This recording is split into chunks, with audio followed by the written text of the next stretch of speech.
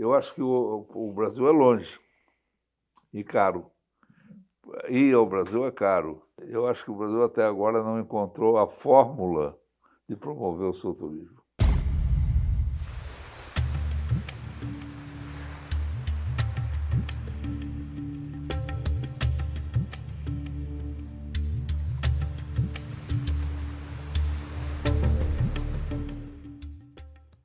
Olá, o Canal Brasil está aqui em Lisboa e hoje nós conversamos com André Jordan. Senhor André, muito obrigado por nos receber aqui na sua casa em Belas. Muito prazer. Tá bom. Bem-vindo.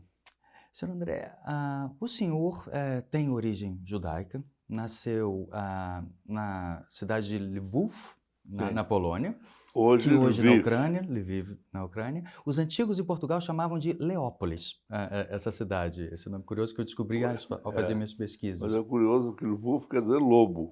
Lobo é o nome da palavra. Mas o senhor não teve oportunidade de viver muito tempo na sua cidade natal, porque o seu país, então, a Polônia, foi invadido pela Alemanha nazista em 1939. O senhor tinha cerca de 6 ou 7 anos e sua família teve que fugir. Em 1939 eu tinha 6 anos. Isso, e teve que fugir através da Romênia, ficaram alguns meses aqui em Portugal e foram para o Brasil. Sim. Por que o Brasil, onde o senhor morou tanto tempo com a sua família? Por que decidiram, ao fugir da guerra, naquele momento histórico, a sua família se estabelecer no Brasil?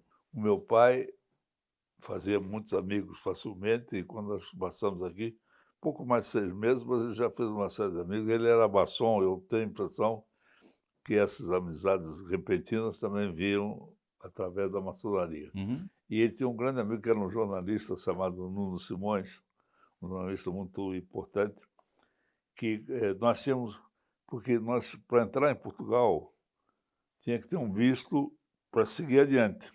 E nós tínhamos, minha mãe tinha conseguido em Roma, porque pegou a minha irmã que tinha 1 ano que não andava, pôs no braço e foi à embaixada americana, pediu para falar com o embaixador e sacou para nós todos um visto para ir para os Estados Unidos. Então, esse senhor convenceu meu pai que o Brasil era o país do futuro, que ele era muito novo, tinha 34, 35 anos, e que fosse para o Brasil. Se não gostasse do Brasil, sempre tinha o visto americano para continuar para os Estados Unidos. E assim foi. Mas permaneceram no Brasil? Permanecemos no Brasil. Depois andamos muito nos Estados Unidos também, mais adiante. Hoje, André, a sua cidade natal está em guerra novamente, né?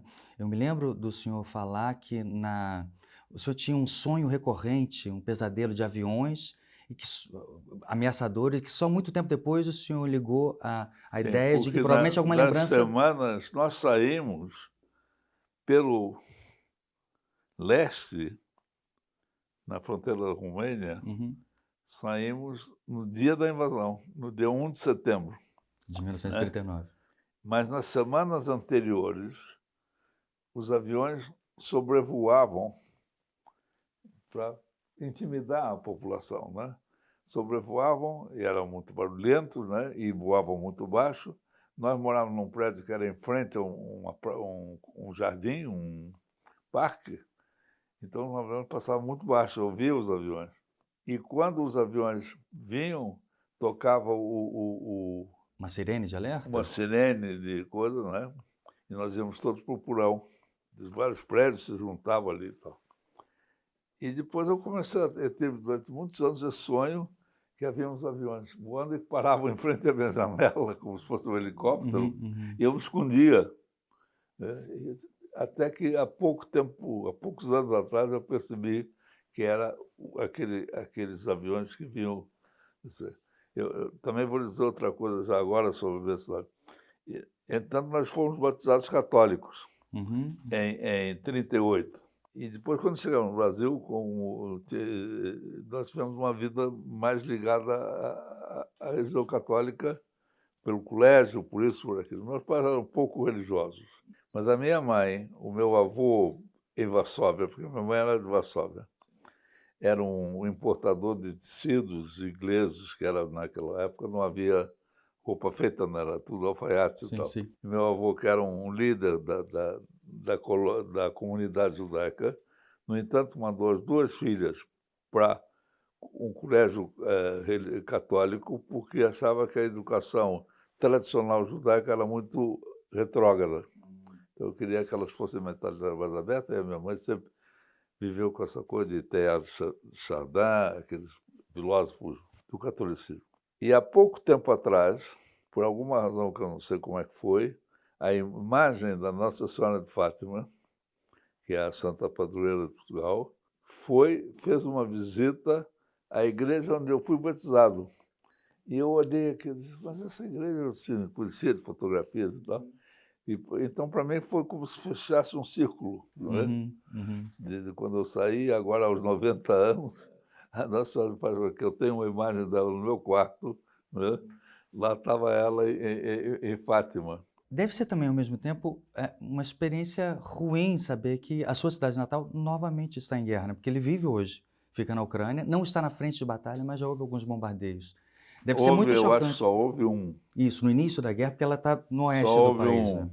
Está quase na Polônia, é na fronteira da Polônia. Mas deve ser ruim para o senhor imaginar que a sua cidade natal, mais uma vez, está numa guerra na Europa, né? Sim, foi muito dramático. O senhor se estabeleceu durante muito tempo no Rio de Janeiro, no Brasil como um todo, e talvez uma das fases que o senhor mais lembranças traz para nós, seja em seu livro, nas suas conversas, é a sua juventude no Rio de Janeiro, né? O senhor foi um jornalista, talvez eu pudesse dizer que também um boêmio naquela época, né? Muito ligado à cultura, muito ligado à cultura local, sim, né? sim. O senhor fala da amizade que o senhor tinha, por exemplo, com o Zequete. Como é que era viver na cidade do Rio de Janeiro, naquela segunda metade da década de 1950, início de 60, um período que é tão importante para a cultura brasileira até hoje? O Brasil nasceu para o mundo moderno naquela década e deve-se, em grande medida, ao Juscelino Kubitschek, né? Ele veio modernizar o Brasil, os 50 anos em 5 e tudo aquilo. Antes, o Brasil não tinha indústria, não tinha cultura, muito menos cultura popular, né? Tinha aquela cultura clássica daqueles escritores. E o Brasil acordou nessa década. E foi nessa década que eu também vivi uma vida muito solta, porque meus pais eram divorciados, eu morava com meu pai, e como pode imaginar, meu pai não me controlava, também tinha outras preocupações. E eu andei num Rio seguro, descobri, de certa maneira, a escola de samba, porque as escolas de samba existiam, mas era uma coisa completamente local, daquele subúrbio, e a população da Zona Sul nem sabia que existia a escola de samba, né? E um amigo meu, que era muito progressista e tal, falou, você vai gostar de uma coisa, porque eu tinha vindo dos Estados Unidos, eu tive um colégio interno, me liguei muito com jazz nos Estados Unidos, vou te levar a um lugar. Eu conheci o Zequete nesse dia, primeiro dia que eu fui lá. Ficamos amigos, ficamos companheiros, né? Andávamos juntos. Ele era para uns bons 10 anos mais velho que eu, né? E um compositor de grande talento, muito popular no sentido concreto da palavra, quer dizer, muito ligado à temática do povo. E, claro, todos os músicos brasileiros todos, praticamente sem exceção, eram tesos, não tinham tostão, ninguém tinha dinheiro.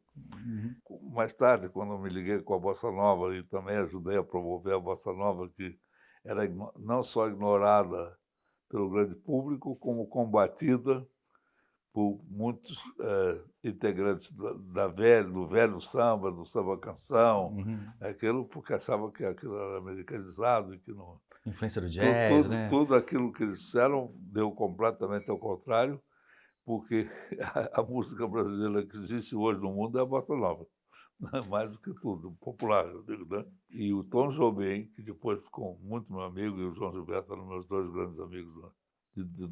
Duas das músicas dele são as mais tocadas, entre as 10 mais tocadas do mundo, passados esses anos todos.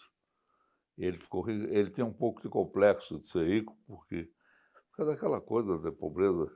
Eu ainda conheci ele tocando piano em bar. Sim. E eu saí e ele disse assim, André... Copacabana, provavelmente. Sim. André, espera aí, aguenta, já eram 2 ou 3 horas da manhã, eu queria dormir. Não, não, você vai me levar em casa que eu estou sem dinheiro para o táxi. Realmente eram todos pobres, todos. Não havia um músico mesmo, aqueles mais importantes. Depois que esse crescimento internacional da música brasileira me deu sempre uma grande alegria, porque eu dizia, quando eu entrava no lugar, estava tocando uma música brasileira, eu dizia, está faturando. André, você decidiu, talvez não inicialmente, mas veio aqui para Portugal já faz 50 anos, mais um Sim. pouco, né? Apesar de preservar esse sotaque do Rio de Janeiro, o senhor já tem como sua principal base, nos últimos 50 anos, Portugal. Por que essa decisão? Foi no início da década de 70, se não me engano, né, que o senhor começou a fazer essa transição para vir para... Tem uma história talvez um pouco longa demais para conversarmos hoje. O meu pai sempre manteve as suas ligações com Portugal, que tinha feito em 40, né? E fez aqui uns empreendimentos. E numa altura que as coisas estavam complicadas no Brasil, naquela época de Jango Goulart e tudo, ele veio para cá. E morreu. Morreu muito cedo, com 61 anos, no Rio, porque ele estava no Rio, mas ele estava morando em Portugal. Houve muitas razões das alterações da nossa vida. E eu fui trabalhar, recebi um convite de uma grande empresa americana de habitação. Fui trabalhar nos Estados Unidos para desenvolver para essa empresa mercados internacionais.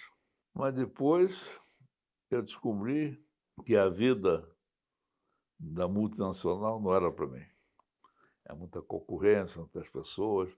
Eu diria até que nas grandes empresas multinacionais ou não, metade do tempo é política interna, guerra interna. Não é? É uma coisa interessante. Um dia aconteceu uma coisa que me incomodou e eu digo, não, eu vou para Portugal. E foi assim, porque eu entendi que Portugal tem respeito humano, tinha um estilo de vida que era compatível com o que eu gostava, apesar de que era muito austero quando eu vim para cá ainda. A evolução é que mudou isso. Revolução dos Cravos, em 1984. Imagine que, nessa altura, eu tinha vindo aqui, estava no Hotel Tivoli, e perto do Hotel Tivoli havia um cinema, o Cinema São Jorge, que é logo adiante, e eu estava sozinho no hotel, porque não era sábado, não havia trabalho, eu conhecia muito pouca gente e resolvi ir ao cinema. E era verão, era setembro, eu estava assim, com a camisa, uma calça, cheguei na porta do cinema, disse, o senhor não pode entrar. Não pode, por quê? Tem que ter casaco. Para ir ao cinema. Sim. E eu voltei ao hotel para apanhar o casaco. Era um bocado formal. Mas isso se desfez rapidamente com a Revolução. Portugal começou a andar e continuou andando. Mas os valores éticos, etc., apesar de falar muito de corrupção, etc., não é a minha experiência. Felizmente, a corrupção ou é abaixo de mim ou é acima de mim. Nunca cheguei assim. Porque há muito aquela pequena coisa, como há no Brasil, de você pagar para isso, para aquilo, pequenas coisas e tal. Ou então aqueles grandes negócios que eu também não fiz. Eu faço empreendimentos e os empreendimentos são feitos, não são feitos através de favores do Estado, não é nada disso, né? E exatamente sobre essa faceta que eu queria ter algumas informações com o senhor agora. O senhor, de vários anos para cá, já vem sendo frequentemente chamado de pai do turismo português. Sim. Um título que parece curioso, né? Porque o senhor não é, nem nunca foi um operador de turismo. É um desbravador de investimentos imobiliários, né? Está muito bem observado, é isso mesmo. O que me tornou... Não, mas o trabalho dele não é esse, aí eu entendi. O senhor enxergou um potencial em Portugal que talvez eu pudesse dizer, acho que eu já ouvi o senhor dizer isso, que talvez nem Portugal soubesse que tinha. Como foi descobrir que Portugal tinha todas as qualidades necessárias para se tornar uma potência turística, o que não se imaginava na década de 1970 ainda? Os portugueses tinham um certo complexo de que não eram Las Vegas, de que não eram, sabe, esses lugares assim. Mas tinham qualidades que me atraíram a mim, de comportamento, de bom serviço, de respeito humano, de tranquilidade, de boa comida. E boa comida, eu falo comida, eu sou contra a palavra gastronomia, porque Sim. isso é uma coisa que os franceses inventaram, puseram uma opção de condimentos para enganar as pessoas e continuam até hoje, né, enganando e sendo imitados. Mas, na verdade, o que o português, o que é bom e que os estrangeiros gostam de Portugal é a comida portuguesa. Há vários tipos de comida portuguesa. Eu, até pela minha idade, sou mais da cozinha mediterrânea, que é a cozinha sóbria, de peixe grelhado, essas coisas, mas é o que os estrangeiros gostam. E o que eu fiz, na verdade, porque eu também fiquei intrigado com essa coisa do Pai Turismo. Começou a aparecer isso, né? E pegou, e até hoje eu sempre falo nisso. Mas eu sou, o que é a mãe? E Você é o pai, né? finalmente eu percebi que eu consegui convencer os portugueses do valor das suas virtudes, do valor do que eles tinham de bom, que eles não valorizavam. Não valorizavam o respeito humano, a sobriedade, do bom gosto das coisas, que não eram extravagantes, né?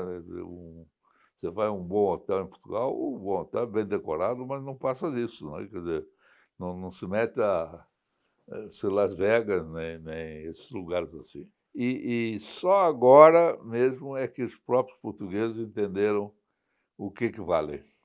E agora entendem, porque os estrangeiros vieram pagar para viver como portugueses. Eu já ouvi o senhor falar que Portugal tem sol, Portugal tem, ainda mais no contexto europeu, tem um clima Sim, ótimo, é o melhor tem clima do mundo, praias, é tem o isso, melhor não continente fica do tão quente, mundo. não fica tão frio, né? 50% de umidade. Eu, hoje em dia, infelizmente, no Rio, eu sofro com aqueles 100% de umidade. Para mim é muito difícil, nesta idade, nesta altura da vida, estar no Rio. E como carioca eu sofro isso diariamente. É, né? É isso, mas o senhor frisa, né? Sempre isso, né? Portugal tem essas qualidades, mas o que Portugal tem que nenhum outro lugar tem é a alma portuguesa. O que as pessoas Sim, veem é sim, sim. exatamente a convivência Sim, com, sim, com o sim. estilo de vida daqui, não é? A alma chama os valores humanos, a solidariedade. Eu converso muito com as pessoas, né? Gosto, e a veia de jornalismo também nunca me deixou, né? Há uma solidariedade entre as pessoas brutal. Quer dizer, eu digo, o melhor país do mundo para ser pobre é Portugal, porque sempre vai encontrar ajuda da pessoa ao lado, do primo, e às vezes as pessoas pobres se entreajudam. E isso vai a todos os níveis. E há um sentido de família, um sentido de responsabilidade familiar muito grande a todos os níveis, desde cima a baixo. O que tornou o senhor muito conhecido em todo o país e, logo em seguida, também em todo o mundo ligado à experiência turística, foi o seu primeiro grande investimento, né? O senhor chegou na região muito conhecida do turismo hoje em dia, que é a região sul de Portugal, o Algarve, e foi numa área rural de baixíssima rentabilidade, Mas chamada, se você. não me engano, Quinta dos Descabeçados, Sim, sim. um nome bastante É, interessante, e percebeu que ali seria possível montar um complexo de habitações de luxo, de altíssimo nível. sim, sim, O nome talvez tenha facilitado bastante, que foi alterado, é a Quinta do Lago, o nome talvez mais atraente para muitos. sim, claro, É. claro. Mas como é você chegar diante de uma região rural sem estrutura turística É ou mesmo preciso, habitacional alguma? concordo com tudo que disse, menos dizer que ninguém conhecia o Algarve. O Algarve, ninguém conhecia, ninguém sabia o que era. Quando eu tentei arranjar investidores, capitalistas para participar, fui a Londres, fui a Paris, as pessoas olhavam para mim e diziam, coitado desse rapaz. Ele imagina que a gente vai investir num lugar que ninguém sabe onde é. E começou assim. A Quinta do Lago hoje pertence a um bilionário irlandês, tem uma grande fortuna nas telecomunicações, na Irlanda e outros países, e talvez tenha detalhes de requinte. Tem, por exemplo, a empresa, o próprio empreendimento tem 14 restaurantes e as coisas. Aquilo tudo foi muito simples ao princípio e ganhou tração, ganhou atração para um público sofisticado por ser muito simples. Eram os lotes de bom tamanho, as pessoas faziam casas de 300, 400 metros e tal. Com o passar do tempo, porque também eu sou urbanista, tenho essa experiência, né? A maneira como o terreno é tratado com muito respeito, não se faz movimento de terra, as ruas seguem o seu caminho natural, etc., como aqui também, né? Sim. E não tínhamos, tínhamos um restaurante, tínhamos clubhouse do golfe, fizemos um golfe muito bom, que também era uma coisa que eu direcionei o golfe português para ser um golfe de alto nível internacional. Para você ter uma ideia, o Portugal tem 80 campos, ou 90. Tem 15 entre os melhores da Europa, os 100 melhores da Europa. A Espanha tem 400 campos e tem os mesmos 15. Né? Isso mostra a diferença da qualidade. Quando apareciam pessoas assim mais palhafatosas, porque eu tinha uma discoteca, tinha essas coisas, mas tudo muito normal, não gostavam, iam embora. Estava atrás. Eu tive aqui sheiks árabes, né? Chegaram aqui e ficaram muito decepcionados. Eles preferem outro tipo de... Chegaram no Algarve, não tinha mulheres, não tinha nada. No dia seguinte, mandavam vir o avião e ir embora. Agora, as pessoas que queriam um ambiente civilizado, de bom clima, de boa comida, de boa relação entre as pessoas, etc., e segurança, sei lá, isso aqui mas demorou muitos anos. Só agora, hoje em dia, é que Portugal é respeitado pelo que é. Isso demorou muito tempo. Ainda falando daquele período, porque o senhor mesmo menciona, não havia nada lá, não é que não havia uma experiência turística já consolidada no sul de Portugal. Não, Não havia havia, alguns hotéis, ao princípio, muito pouco. mas havia até uma precariedade, tanto no que toca à infraestrutura, até para habitacional, nem tanto para a estrutura turística, mas também o senhor menciona a capacitação de pessoal mesmo, né? Pessoas habituadas a isso. Como foi fazer isso? Foi uma ajuda do Estado? Foi ajuda do Estado? Vou dizer uma coisa, você tem uma ideia da minha filosofia nesse sentido. Havia 3 campos de golfe quando eu comecei já feitos, por causa dos ingleses, né? E não tinham jogadores. E eu me propus fazer 27 buracos, quer dizer, 3 campos de 9, e dizia assim, um brasileiro maluco que anda aí, vai quebrar com certeza, vai fazer mais campos, quando não há jogadores nos campos, etc. Os campos eram todos dirigidos por ingleses. E normalmente era assim, um oficial retirado, com os personagens assim. Eu disse, não, todos os funcionários dessa empresa vão ser portugueses. E sempre foi assim. Formamos as pessoas. Vai ser mais fácil formar uma pessoa para atender um cliente estrangeiro do que adaptar um estrangeiro para funcionar em Portugal. Não é? E fizemos assim, e é um dos meus grandes orgulhos haver centenas de pessoas, talvez até mais de centenas, que foram formadas por nós e que fizeram carreira ou fizeram uma boa vida.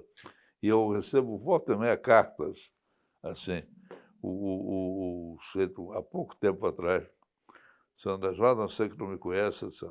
Meu pai, por Vila Moura, quando eu comprei Vila Moura, assumi o comando de Vila Moura já depois da Quinta do Lago, tinha uma parte agrícola. Então, meu pai veio aqui como agricultor, meu avô veio como agricultor. Meu pai era greenkeeper, manutenção dos campos, né? E eu, nesse momento, sou juiz em Faro. Né? E devemos isso ao senhor, coisas desse gênero. Não é? E quanto à estrutura física mesmo? Houve auxílio do Estado, compreensão do Estado que deveria levar uma estrutura elétrica, de água para essas regiões? Não. O que houve foi que nós tivemos os empreendimentos todos, né? O desenvolvimento todo urbano também.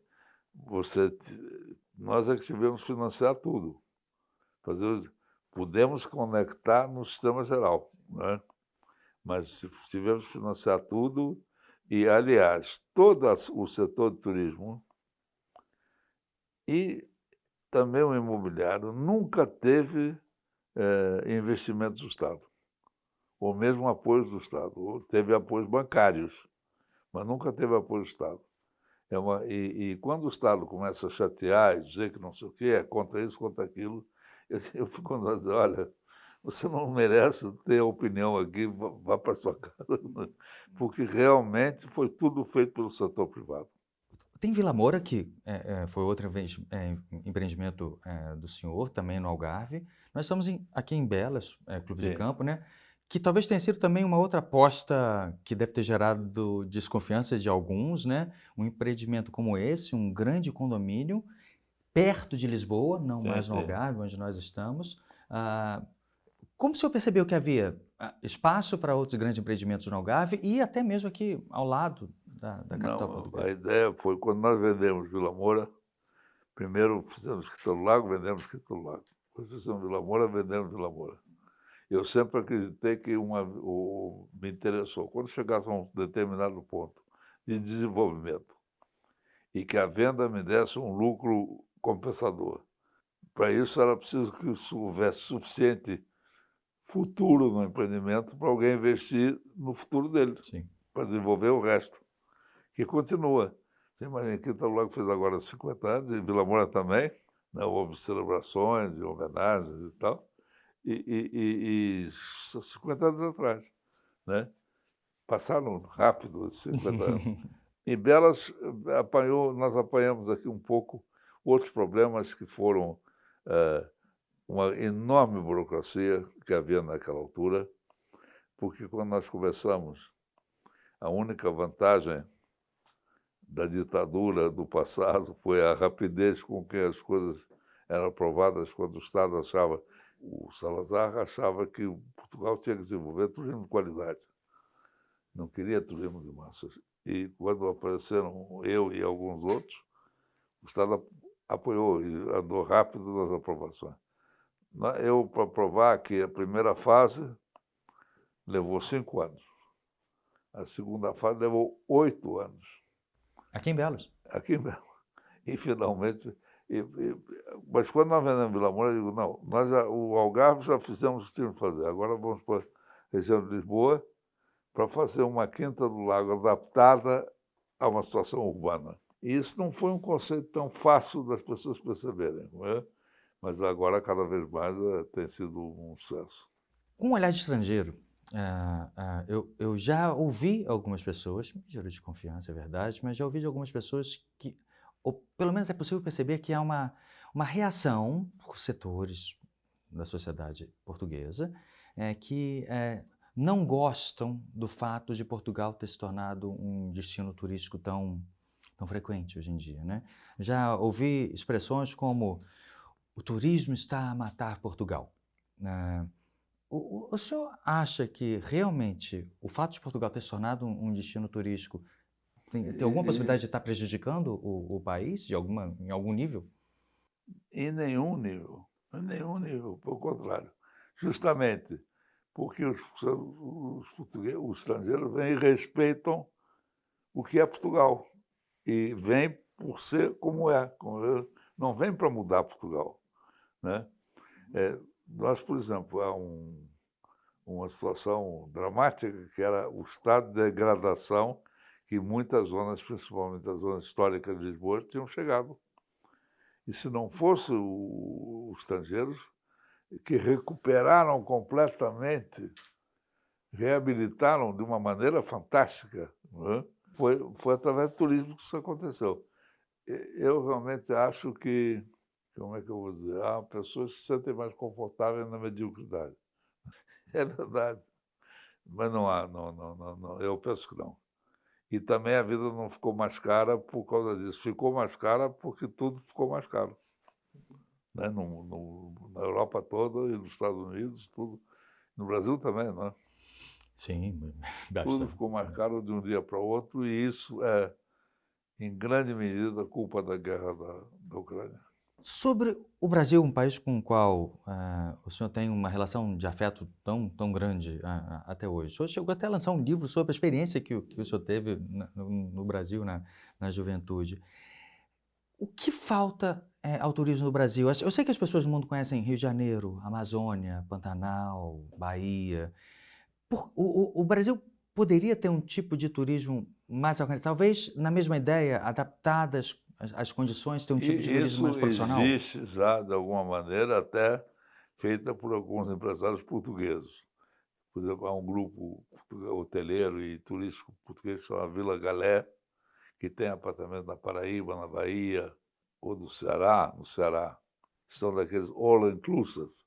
Eu acho que o Brasil é longe e caro. Ir ao Brasil é caro. E isso foi culpa da Varig, porque a Varig tinha um domínio da aviação no Brasil. E quando foi a expansão dos charters e dos grandes grupos, eles dominavam tanto a questão da aviação civil que não deixaram que permitissem os charters. Então, aquele momento que o Brasil podia ter recebido grandes grupos, etc., de turistas, não houve no Brasil. E também não havia tradição hoteleira, não havia, o Brasil estava muito fraco em tudo isso e continua em grande medida, né?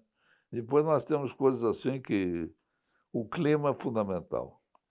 O sul do Brasil, quer dizer, a partir da Bahia para baixo, o verão chove. Então, os turistas não querem chuva. Há muita coisa desse tipo, quer dizer, que atrapalha. Eu acho que o Brasil até agora não encontrou a fórmula de promover o seu turismo. Mas já há muita coisa. O senhor trabalha com essa ideia de promover de maneira profissional o turismo aqui em Portugal, mas o senhor pessoalmente é um turista? O senhor já viajou o mundo inteiro, já morou em vários lugares, mas o senhor Não, não se considera um turista? não me considero turista. Por quê? Porque eu quero ir a lugares onde eu tenho contato humano, onde eu tenho pessoas que eu conheço e que me dão uma visão e um entendimento do que é aquela comunidade. Não quero ir para olhar para o Taj Mahal. Felizmente, já vi muita grande arte, que é uma área também que eu sou bastante ligado, mas não sou turista, não tenho esse temperamento.